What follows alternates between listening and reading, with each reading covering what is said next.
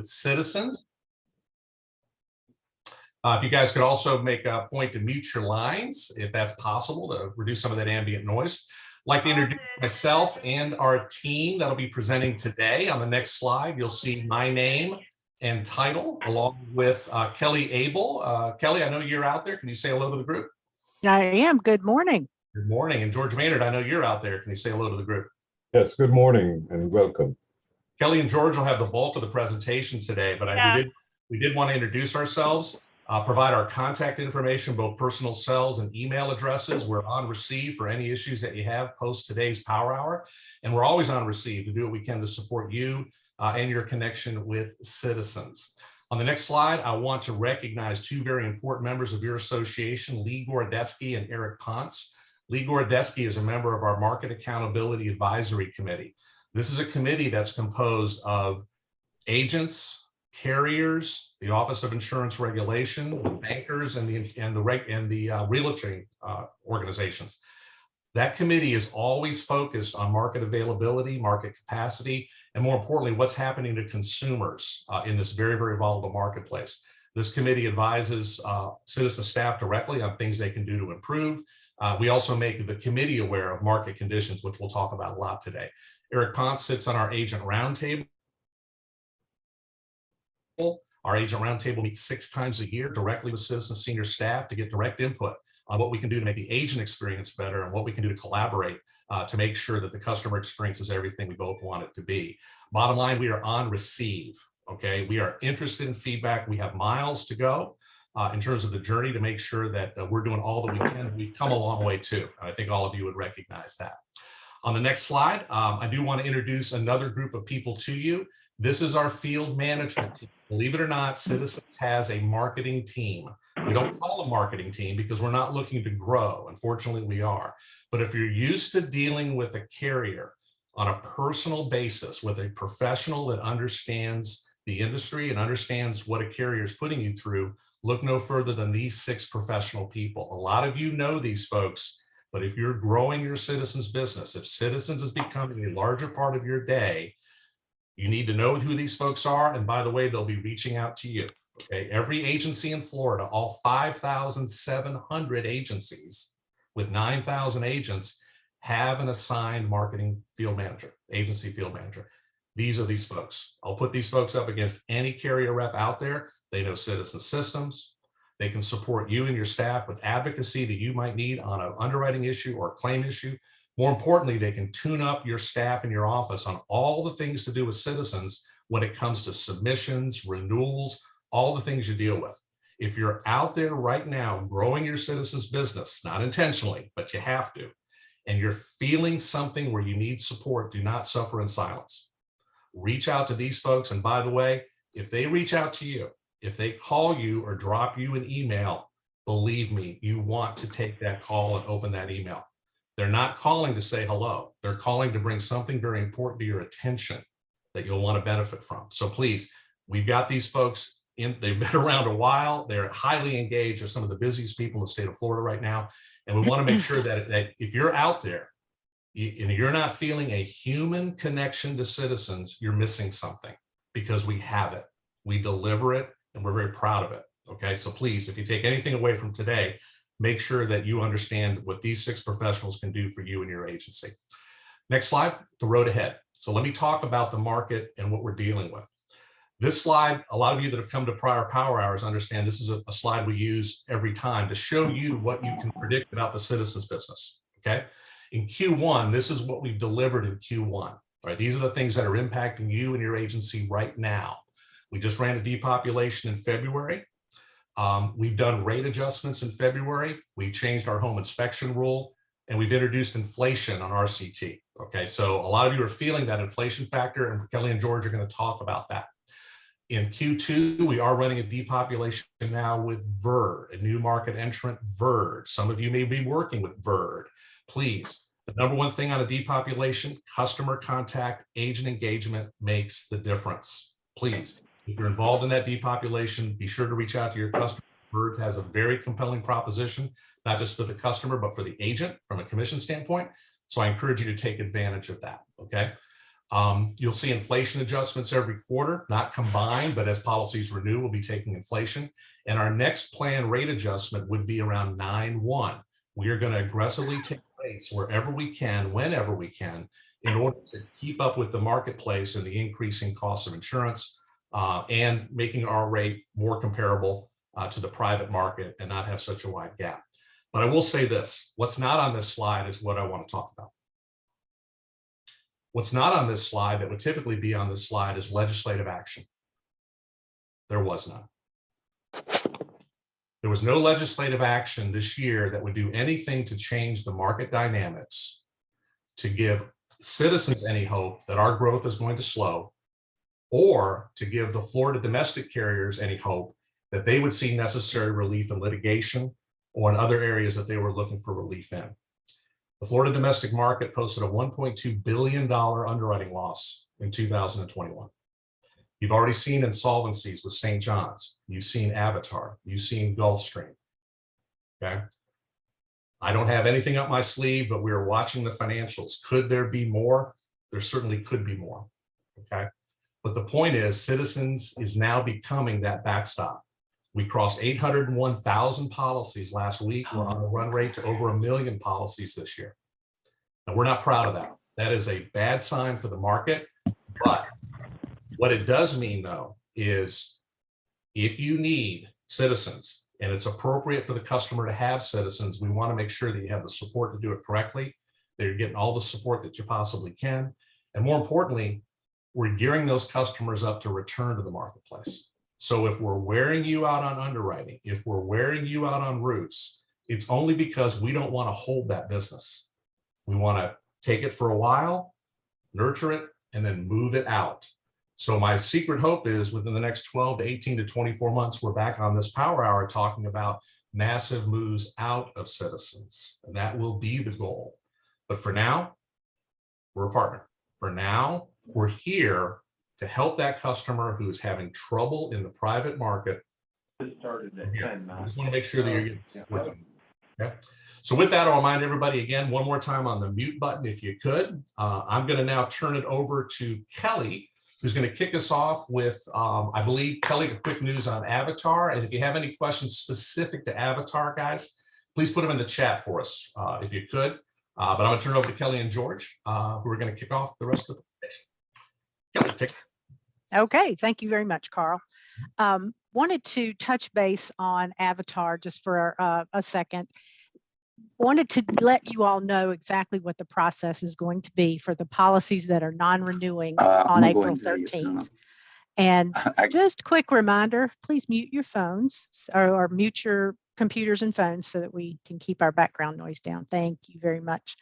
Okay, so Avatar. We did not do any type of bulk intake on the Avatar policies. There was some market interest outside of Citizens to take some of these policies. So the process is going to be very similar to what it was with Gulfstream. We will allow you'll need to qualify for new business. They will go through the clearinghouse just like normal new business, but we did allow for deferral of some required documents. So you can defer the 4-point, the roof condition documentation, and a current WinMet form, but we will ask for those forms within 60 days. And there is a deferral form that you will use for your upload purposes.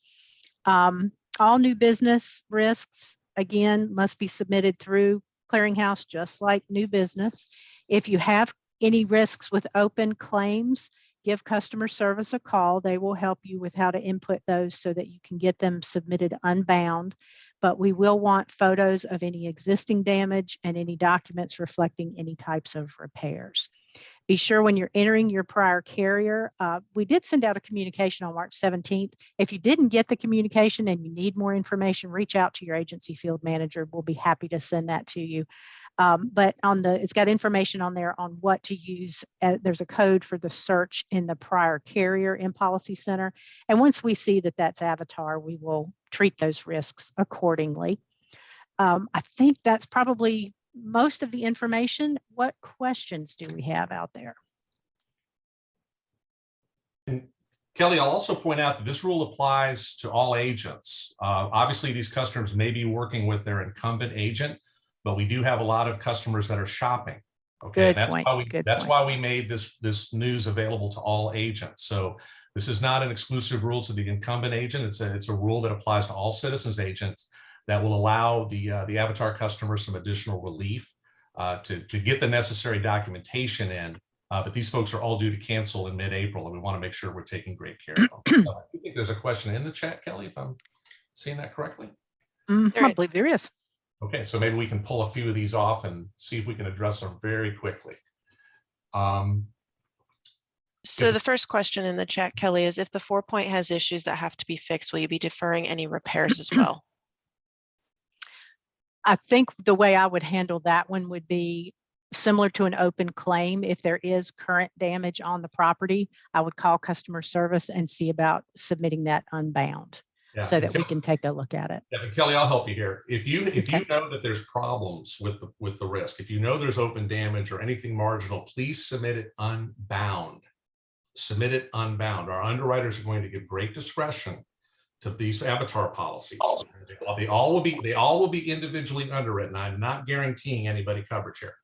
But I will tell you, these folks are all out of force in about 3.5 weeks. Don't wait. Get it up to us. Get it into the underwriters. Solid documentation of everything that's wrong, and we will give it every consideration. Okay. And you guys all know and this is more difficult if they're shopping you versus you're the incumbent. Okay. But we are going to work with you as best we can to get these folks some type of coverage, but we need to be able to document the amount of damage that might be out there. Okay, so please unbound, get it in quickly, and then our underwriters know that it's Avatar and not regular business. Okay, so if that helps at all. And then Christine, there's another question on there too, I think. Yes, there's another question. Can we write an Avatar policy now, or must we wait until April 13th? You can go ahead and write them now. Yes. The sooner you get them in, the better. Yes.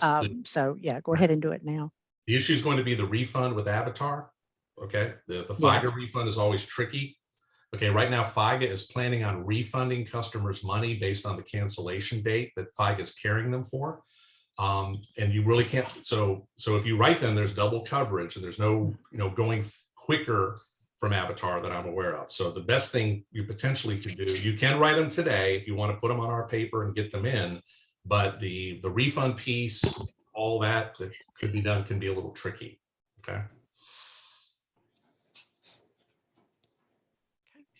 And what if you don't know about the damage until you receive the 4-point after you've already submitted the application? Bad idea to submit applications without looking at the 4-point. Next question. Okay. I thought that inspections were not required for 60 days, though. I think that's in reference to the deferral program. No, a current inspection, it can be deferred. If an inspection is due because of the age of the home, you can defer it.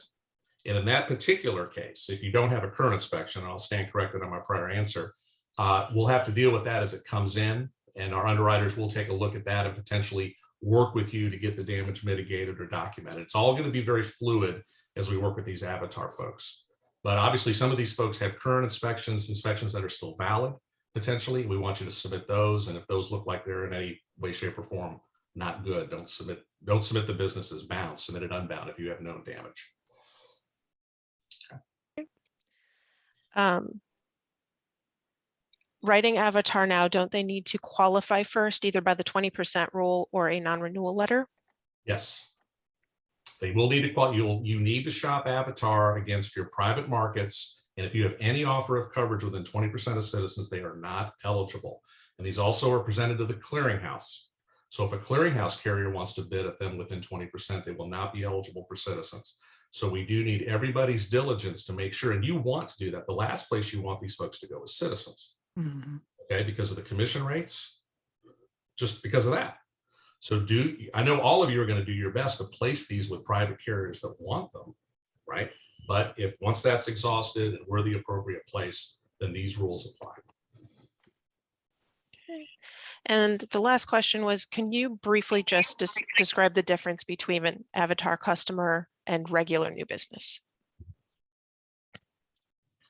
I would categorize it as, based on the documentation that Kelly's displaying here, we have the ability to give you more time to get inspections and updated wind mitigation in on those customers. The rest of our regular rules apply. Eligibility at 20% applies. The need for a signed application applies. All other collateral documents that are appropriate apply. The only relief we're really giving in this space is the time to get updated inspections and updated wind mitigation forms, okay? But this is a manual process. There is no auto upload, and there are no other exceptions to Avatar customers other than the deferred document program that you see outlined here. Okay. Christine, let's go ahead and move through it. Those are good. Keep the questions coming in the chat, folks. We are interested in feedback on Avatar, but we want to move through the rest of the program, but we'll make sure to get all the Avatar questions addressed before we adjourn. But Kelly, with that, why don't we go ahead and move on to the next topic? Okay, sounds good. All right, our next topic is regarding the inflation factor adjustments. So let's take a minute to talk about those.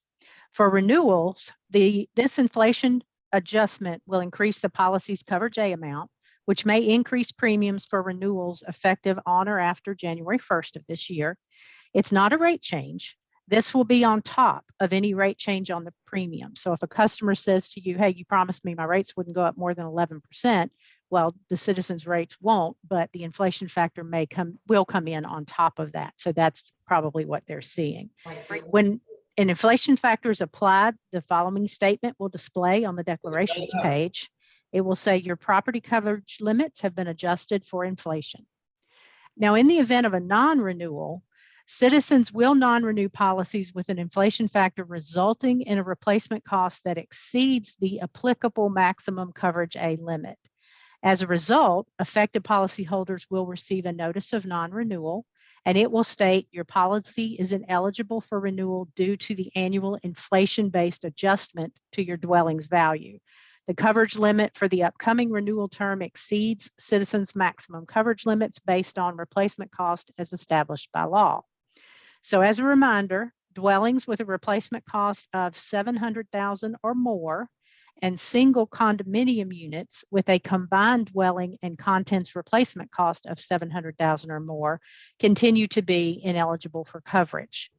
Now, the maximum replacement cost of less than $1 million continues to apply to risks in Miami-Dade and Monroe counties. Agents should review the policy's current coverage limits to ensure that adequate coverage exists. You can submit a policy change and complete a new cost estimator or provide an alternate valuation document to amend the coverage A amount if you feel that is appropriate. So you'd submit that in. RCT Express now reflects the updated cost of construction to align with inflation adjustments, and these factors will be adjusted quarterly by region. And this includes new business quotes and policy changes as well. And as always, it's important to insure properties for the full replacement cost because this can prevent dwellings from being underinsured in the event of a loss. Now, on the next slide, we'll look at when a policy is non-renewed because the inflation factor takes it above the maximum limit, you will be able to see the amount of the inflation factor in the notes section on Policy Center. In this example, the inflation factor was 1.231, which equates to 23.1% in percentage. Remember that the number you see is a factor, not the actual percentage. So you'd need to convert the factor to a percentage by subtracting 1 and then multiplying by 100. Let's look at some recent news also that has begun to take place on property inspections. You are, I'm sure, are aware of this by now. We kind of started this around June of last year, and I want to walk through the different steps of what to expect. In general, our inspections are ordered based on basic risk characteristics such as policy type, age of structure, claims history, and potentially inception date of the policy. Roof inspections may zoom in on wind-only policies with aged roofs. Exterior only inspections are typically leveraged for mobile homes, but could be used for other risk types depending on the circumstance. Citizens will order the inspection with the inspection company. And again, it could be internal or external. An activity is sent to the agent's desktop. A note is placed on the policy, and I'll get to some recent changes to this process in just a second. The inspection company will call the customer to schedule the inspection. Then the inspection company comes out, performs the inspection, and the results are sent back to citizens to review. Now, where we need your help as an agent is we ask for your assistance in supporting our efforts here for satisfactory customer experience. It's also worth noting that the activity you receive from us once an inspection is complete and deficiencies are found, you may notice that there's a date on there, and you may see it's like 7 days or something to that effect. Don't panic. What that date is for is just an internal date for us. The customer will have until the actual non-renewal to repair any damage. Also note that there's no limit on how many inspections that may be ordered from your agency's book of business.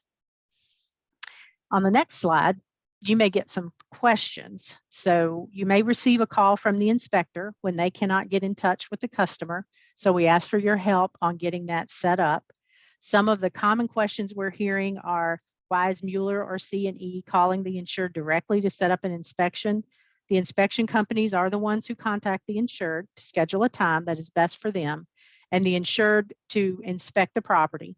It's important that they schedule the inspection with the inspection company as to not have further action, such as a cancellation or a non-renewal. Does the inspection cost the insured anything? No, it's free to the policyholder. What if the insured refuses to schedule with the inspection company and now they have received a non-renewal? You can call Citizens Customer Service and they can reorder the inspection if that's the case. What if the insured has an inspection completed and as a result of the findings, the policy was non-renewed or canceled? You'll want to review the reasons, and if it's something the insured is willing to and can repair, they can submit a reinstatement request with the proof of repairs once that's done. And can you get a copy of the inspection as an agent and share it with the insured? Yes, you can.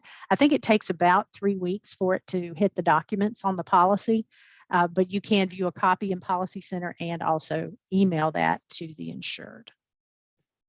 So let's look at some stats on what we've done so far.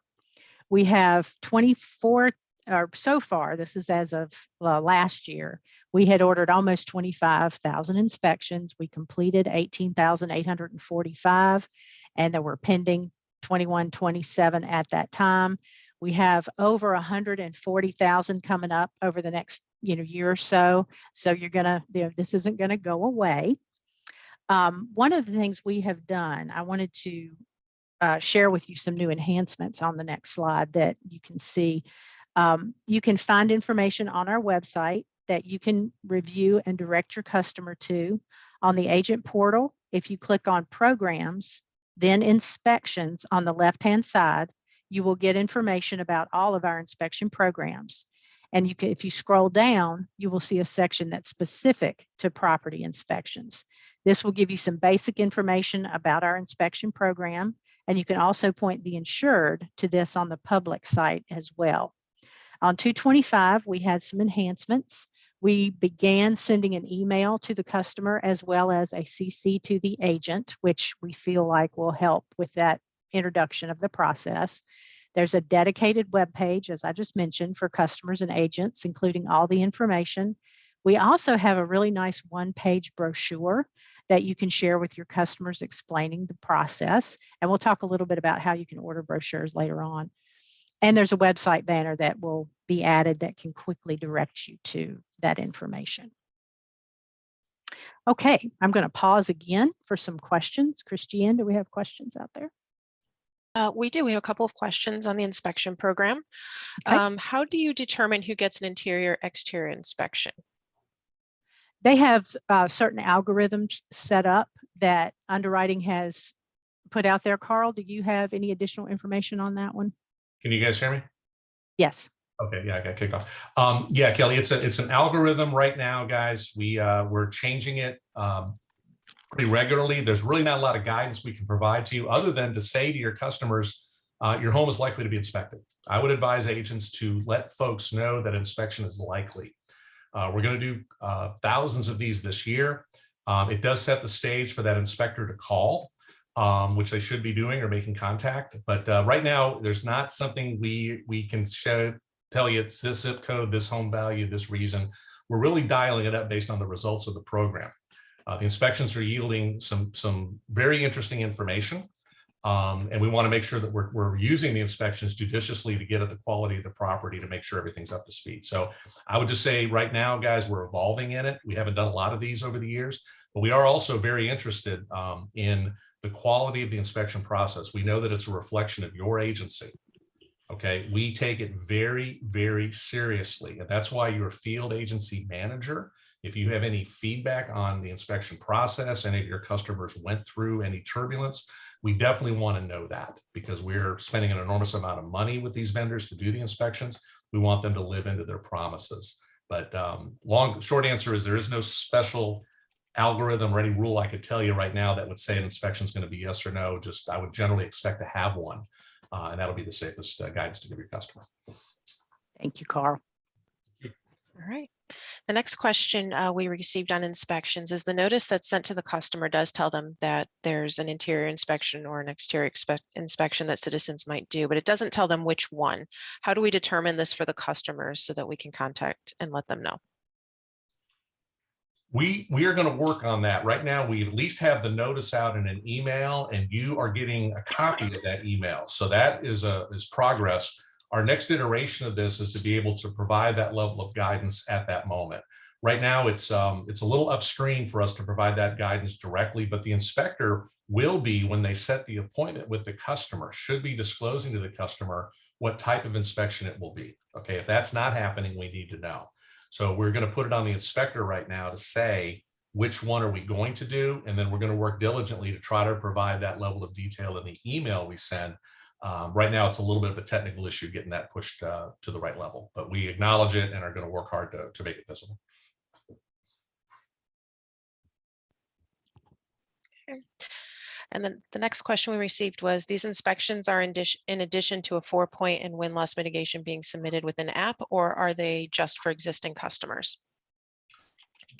They are. Okay. Go ahead, Carl. No, I was just going to say they are for both. Yes. So there may be a circumstance where you have just submitted a new business and you also get an inspection ordered on that as well. And the inspection companies are also sending postcards as well. And on the postcard, I believe it does state, that it's an exterior or interior. I think the postcard from the company lets them know what they can expect. Yes. All right. And then there was one other question unrelated to inspections. Craig did answer it in chat, but I didn't know if you wanted to weigh in on it. But is there any chance that the $750,000 and $1 million dwelling coverage limits will be adjusted for homes outside of Dade and Monroe counties? I'll take it, Kelly. The answer is okay. no. The answer is no. That is a statutory rule. And in order for that to change, there needs to be legislative action in that space. In this topic, NAIFA is your best friend. Making your voice heard, Tom, making sure, I'm sure it's on your radar, that the market conditions are such that the Citizens $700,000 and $1 million cap are really starting to cause some pain. But it's not Citizens staff that's deciding that. It's not a thing that our executive team has the authority to change. It is legislatively mandated that we do not take homes over a certain value in certain areas. And that will not change. Okay, so unless you folks hear that there's a special session or something happening, there won't be any change in this space until potentially next legislative session. So this will be the market. Just want to shoot straight with you. And if you have customers that are piercing that 700,000 or million in Dade and Monroe, or they're coming to you as shoppers, Citizens won't be a solution, okay, until there is necessary legislative change. Right. And that was it for the questions this time around. Okay. Moving right along, let's talk a little bit about depopulation. As Carl mentioned early on, there is a depopulation happening right now. deadline is April 7th with VERD. And I just wanted to take a few minutes to give you a reminder on the policyholder choice depopulation program. Once a carrier is approved for a depopulation by the Office of Insurance Regulation, the carrier will get with the agents to execute a limited service agreement before they can select your customer's policies for assumption. If you decline this limited service agreement, your customers won't be contacted. Takeout companies then submit lists of preferred policy selections to Citizens. Once we process those lists, the agent will be able to identify the policies for assumption in 3 different ways. We email a spreadsheet to the agency principal. We put out a desktop activity, which is sent through Policy Center for each individual insured. And then you can also see the notification on Policy Center's summary screen on each individual policy. The summary screen will also reflect any updates that you've made to the policy once the policyholder's choice is registered. Policyholders will then have until the due date on their policyholder choice form to submit their coverage choice to Citizens. This is 30 days from the date of their letter. They have instructions on the form to complete their choice online, or they can contact you and you can register their choice through a simple transaction in Policy Center. And trust me, it really probably is the simplest transaction in Policy Center you can do. The exact documents they receive are in the documents section of their policy on Policy Center. And so you can pull that up when you have your discussion with the insured and be able to look at exactly what they're seeing. If a choice is not made, the customer will then be assumed by the carrier. If there's more than one carrier, then Citizens will run an algorithm to select which carrier the policy will go to. Okay, moving along. A couple of other things that we want you to be aware of is the Social Security number field is now required as of February 1st. If your customer is a foreign national and does not have a Social Security number, there will be a field on Policy Center to select no. Social Security numbers are encrypted in our system and only will be used for processing eligibility for appointments with Citizens, for verifying agent standing with the Florida Department of Financial Services, or ensuring compliance with the U.S. Department of Treasury's Office of Foreign Asset Control. We are not using a Social Security number for any credit purposes whatsoever. The information will also ensure that you get more accurate results when you're obtaining your loss history reports, when you're processing insurance claims, or when you're reporting unclaimed property to state government agencies. We also have an updated notice of privacy policy that will be included in the DEC relations packet effective after February 1st and on. Let's talk a little bit more about those high value risks, because that does seem to be a topic of interest today. Since we've discussed them, I wanted to make sure that you were aware of a relatively new requirement. If the coverage A is equal to or above 600,000, or the square footage is equal to or above 4,000, you'll need some additional photo requirements. Remember, this applies at new business as well as any policy changes. So we will need one interior photograph overview of each room. We'll want you to upload the required comprehensive photos of all interior rooms of the main living area, kitchen, all bedrooms, and all bathrooms, including walls, ceilings, and floors. And let's look at, how all of you are familiar, I'm sure, with myAgency. This is a super handy tool that I want to point out that you can use. You can use your book of business listing in myAgency to determine if you have any policies that may have a coverage A that is getting close to the threshold for non-renewal due to being over our maximum allowable limits. So again, it's 700,000 for all counties other than Miami-Dade and Monroe, and that is less than $1 million.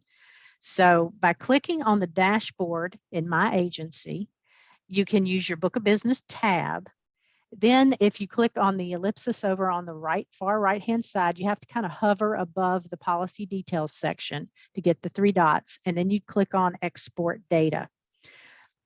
The detailed spreadsheet will then pop up at the bottom left-hand side of your screen. And then when you open it, on the next slide, we'll show you what it looks like. It's hard to read, but basically once you get it into Excel format, you can sort it by coverage A. and find those policies that are approaching that maximum coverage limit and see their renewal date and explore your options as to moving those out of Citizens. Now, one point I want to say now with the depopulation that is happening, you may want to really consider if a high value customer is coming up and has been requested for a depopulation, I would highly recommend they go ahead and go, because at some point in time, based on the inflation factors and what's happening with Citizens, they're going to non-renew anyway. So it's a good opportunity now, especially now before April 7th. If you have VERD policies that are VERD assumptions that you're working on, go ahead and check that high value list so that you can see if there are any customers that will fall into that category. And we will pause for some more questions. What do we got? All right, Kelly, one question on the depopulation program. How will agents receive the spreadsheet? The spreadsheets come to the agency principal via email. So not to the agent directly, it goes to the agency principal. So if you haven't seen one, then you may want to check with your agency principal, or you may want to contact your agency field manager and we can get that list back out to you if you feel like you overlooked it or you didn't receive it. And one other question we received on the depopulations was how far in advance are they initiated? A depop is, we have them every other month for personal lines, and then commercial lines is on the opposite month. The information goes out at least 45 days ahead of the assumption date. So then you've got the package that goes out to the insured, and on the insured's letter, from the date of the letter, they have a due date of 30 days from that point. So you do want to make sure that you're contacting your customer, having that discussion, and getting that choice registered prior to that deadline. And I want to make a point too. If you do the choice on Policy Center, you make sure that when you go on to the summary page, you'll be able to see the actual selection. You can click on actions, and then you'll drop down and choose depopulation, the activity for depopulation. You will make your selection, you'll click OK, but then there's a final screen that comes up that just verifies, make sure you click OK on that box as well, or it may not register your choice. And then go back to your summary screen and just check behind yourself and make sure the choice registered, because you don't want to get to a point where it's April 8th and you go in and look and say, oh shoot, it's too late at that point. So you want to make sure that you do double check and make sure that the choice does get made the way you want it to be made. If something happens prior to the deadline, you can contact your agency field manager and we can help you get that rectified if you make an error. But once the deadline has passed, we can't make any changes at that point. All right, and that was the final question, Kelly. Okay, well, now I'm going to turn it over to my colleague, George Maynard, and he will take you through the rest of the presentation. Thanks, Kelly. Ladies and gentlemen, good morning. In this section of the presentation, I will review a few subjects of importance that relate to underwriting, claims, and agency operations. Some of you attending the Power Hour today may have heard this bit of Citizens news in previous presentations at one of our live or virtual sessions. However, we thought it important enough to address it again at this Power Hour. And so from time to time, you may receive an application to write a new business policy with Citizens, as the existing coverage with another carrier may be less affordable or favorable, necessitating a midterm change. Rewriting the policy with Citizens will require the policyholder to submit proof of prior coverage in the form of a cancellation from the private market policy they just canceled. In numerous cases, you will not have the cancellation document immediately, nor will you receive it anytime soon. You may still be waiting on the older carrier to cancel a policy, but if you have an agency management system that provides access to the old policy information, you can now use a screenshot from that management system or the customer portal to provide proof of prior coverage. The information on the slide is needed to show the policy was currently in force.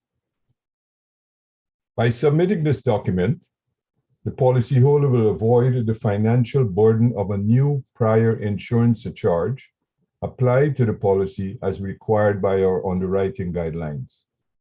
Underwriting is then able to confirm that coverage was in force until the effective date of the new Citizens policy. And just a gentle reminder, you cannot use an accord form as proof of prior coverage.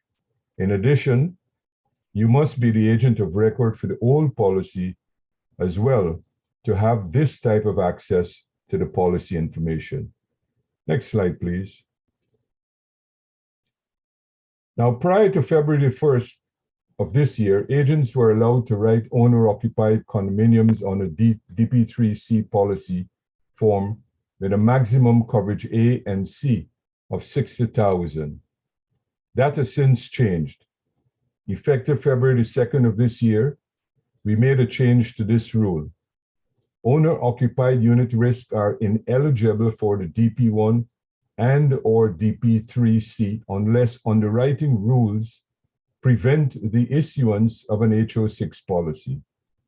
If the risk is an owner-occupied condominium, it needs to be written on an HO6 policy form. For example, if the risk is owner-occupied, is an owner-occupied condo, and the customer had 3 or more losses, excluding acts of God, within 36 months, or 2 or more non-weather water-related losses within 36 months, or 3 or more non-weather water-related losses within 60 months, that risk is ineligible for an HO6 policy. Under those circumstances, the risk may still be eligible for DP1C or DP3C policy. Please note that we have built the appropriate logic into Policy Center to account for this rule change. Next slide, please. From time to time, you may have questions about our performance standards program. On this slide, we are demonstrating the difference between a late submission violation and a performance violation. A late submission violation occurs when the application and all required documents are not submitted within the 5 business days from the policy effective date of coverage. If the required documents are not received by the 5th business day, underwriting sends a reminder alert to the agent of record on the 6th business day. If the documents are still not delivered by the 15th calendar day and the submit button is not activated, a late submission violation is then issued on the 16th calendar day from the effective date of the policy. A performance violation is different. It is issued for failure to meet our eligibility and insurability requirements. Every agent is responsible for reviewing each application they intend to submit to Citizens and must confirm that the property meets all requirements and all required documents are submitted correctly within the stipulated time frame. Listed on the slide are the 7 categories in which performance violations can be issued. Next slide, please.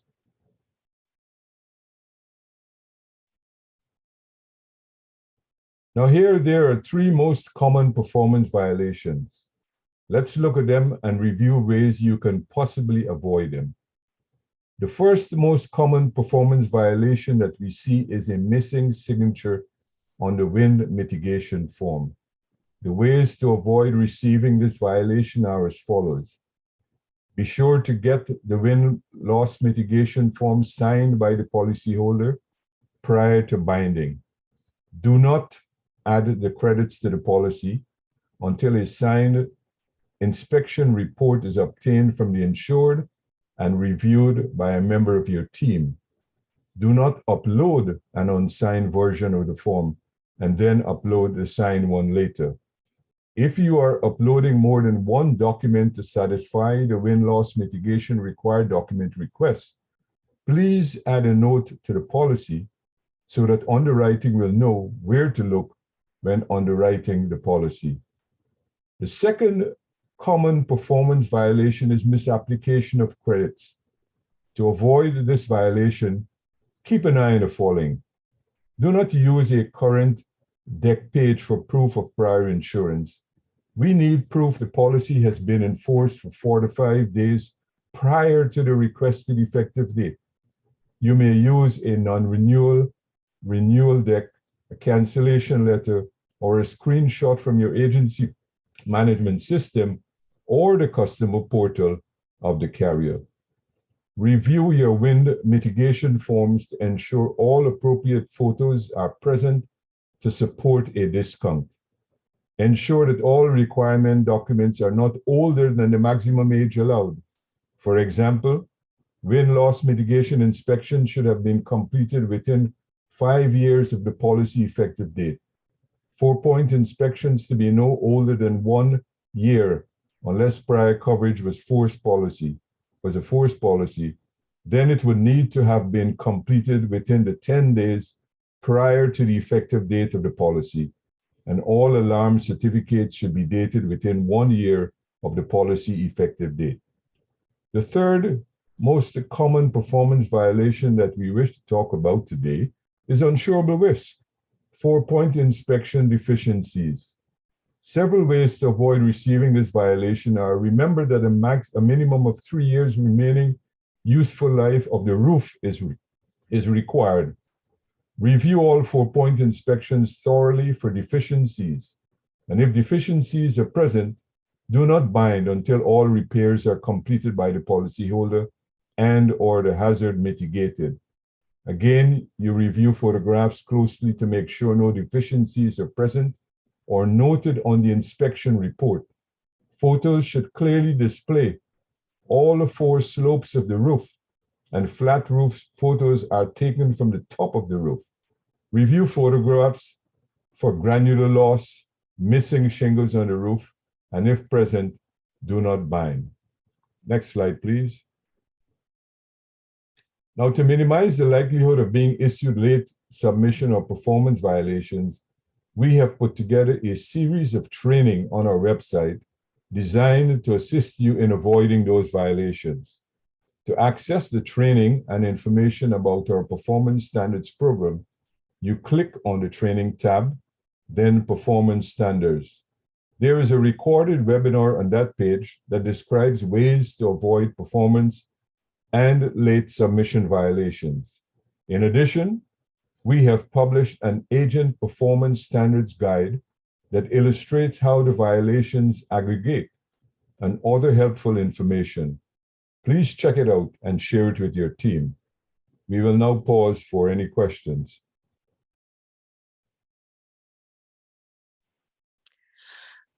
We received one question, George. The question is, I had a client who had a DP3 and moved back into the house, and then he needed an HO3.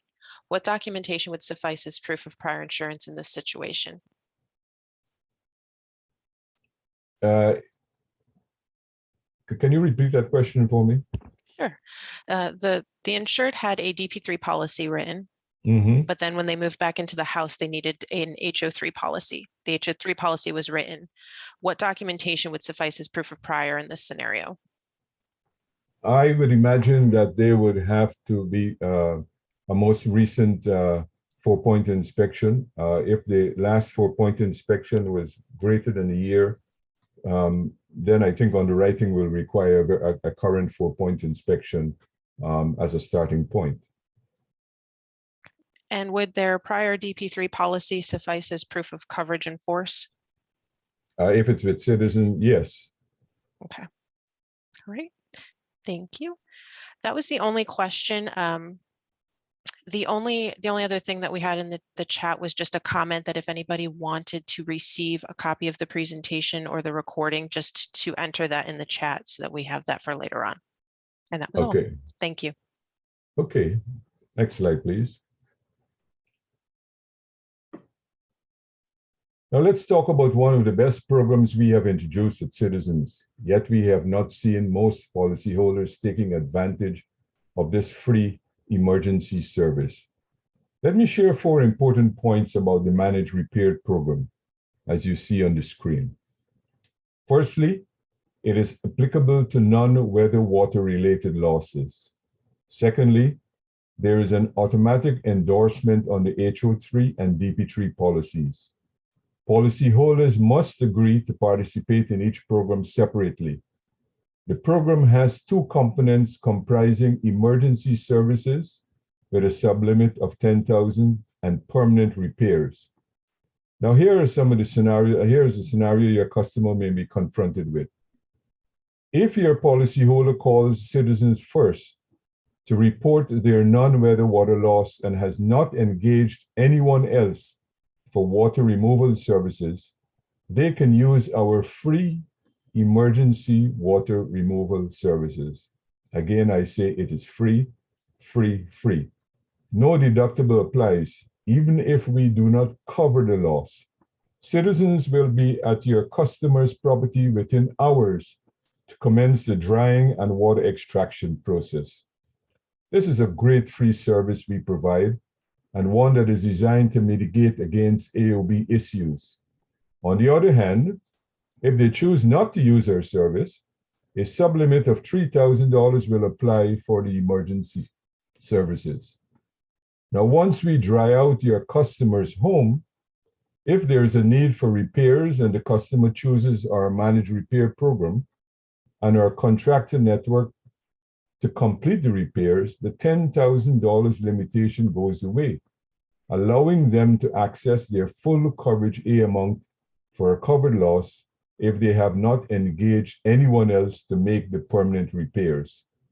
This, of course, is subject to the deductible, and repairs are guaranteed for 5 years. Your policyholder who engages a contractor outside of the Managed Repair Program to complete the permanent repairs is subject to the $10,000 sublimit less their deductible. This is a great program we offer your policyholders. So we ask you and your team to review this program with your policyholders at the point of sale and any service opportunity that present themselves. In the next few slides, we will show you where you can find the brochure and how to order copies for your agency. Do also remember that your agent agreement stipulates you report to Citizens all claims reported to your agency. Claims can be reported by warm transferring the insured directly to our claims line or provide them the Citizens toll-free claims hotline number and encourage them to call Citizens first. Next slide, please. As I mentioned earlier in my presentation, Citizens has an entire library of great brochures from which you can order enormous quantities for your customers. On the public website, you can click on Learning, then Brochures on the left of the page to open the library. They are PDF files. Many of them are available in both English and Spanish that can be downloaded and emailed to your policyholders. On the other hand, you can use the Order Brochures button to order copies for your office free of charge. We have shown you here where you can access the Managed Repair Program brochure. To order paper copies of any of the brochures for your agency, from this screen, select Order Brochures from the top right. Next slide, please. And after you open the Brochure Request tab, there will be a form to complete. The information requested pertains to where to send the brochures and how to contact you, the agent. You may order up to 6 different types of brochures in one form. The form allows you to select which brochure, the language you would like it in, and the amount requested, as seen on the slide. Next slide, please. In July 2020, Citizens introduced the myAgency management system, and Kelly alluded to this early on in her presentation. One important aspect of this system is its ability to provide current analytics about claims reported. Now let's look at where you can find information on the claims submitted by your policyholders and the various third parties, such as attorneys and public adjusters who are representing them and file those claims on their behalf. After you log into myAgency portal, click on the dashboard. Then click on the Claims tab at the bottom of the screen. This action opens the Claims Reporting tab. On this tab, you can observe numerous aspects of the claims reported, such as the number of claims reported for a specific period, who reported the claims, indemnity paid, and various trends. What ought to be of importance to your agency is a section of who reports the claims. Here you can determine the number of claims reported by your insureds, attorneys, AOB vendors, and public adjusters. We ask that you periodically review this section and address any issues in your agency that may lead to claims reported by third-party vendors. Do remind your staff that at the point of sale or any service interaction with your policyholders, remind them to call Citizens first whenever they have a loss, regardless of the size of the loss. Finally, the systems allow you to export the data, as Kelly explained, for further analysis and appropriate action with your team members and policyholders. We can now pause for questions, but I think in the interest of time, maybe we can hold the questions towards the end so that I can just complete my presentation, if that is okay with everyone. Yeah, George, we didn't have any additional questions for that section, but I believe Marcia was going to take the floor to close out Okay, the webinar at this time. over to you, Marcia. All righty. Thank you, everyone. On behalf of Citizens, we really appreciate NAIFA and Tom and George and for giving us this opportunity to work with you. And we thank all of you for joining, and hopefully you got some little information that you didn't know that will be helpful to you in your submissions to Citizens. You see the list of agency field managers. Feel free to reach out to them at any time you have questions. You can reach out to Tom as well. So on behalf of Citizens, we will say goodbye, and we will see you in a couple of months. Thanks, everyone. Thank you, everyone. Thank you. This is actually. Thank you.